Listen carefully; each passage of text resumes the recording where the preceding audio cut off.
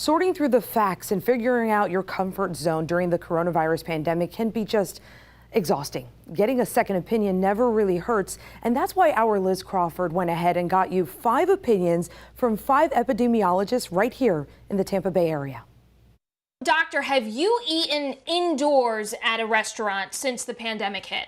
Definitely no. I have not. No, I have not. I have, but very sparingly, and the restaurant, quite frankly, was almost empty. Have you been or would you get on an airplane at this point? No, absolutely not. I have not, and I probably would not for some time. I would not go on an airplane unless it was an emergency. Airplane is not as high risk as we originally thought, but I worry about very much more the airport. Are your kids attending in-person school? Yeah, it's going really well. One of my sons is attending in-person college classes that are very strictly controlled. If my children's school were not requiring masks or were not doing social distancing, then no, they would not be there. My advice to them currently is to school them at home. Will you vote in person?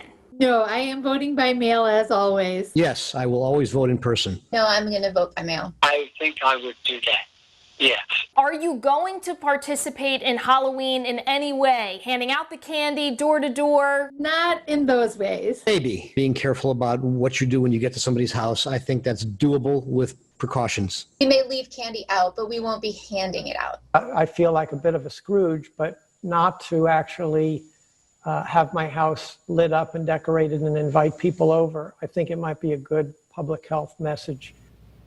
And we put some more information and context from these doctors on 10tampabay.com. It's October 1st, and we know a lot of parents out there are already thinking about Halloween at the end of the month.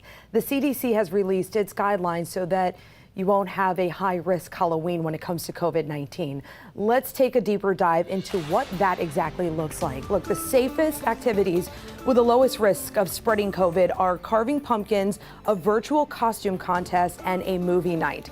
There's a moderate risk if you visit pumpkin patches and outdoor costume parades. Now, activities the CDC considers high risk are traditional outdoor trick-or-treating, indoor haunted houses or parties, and hay rides.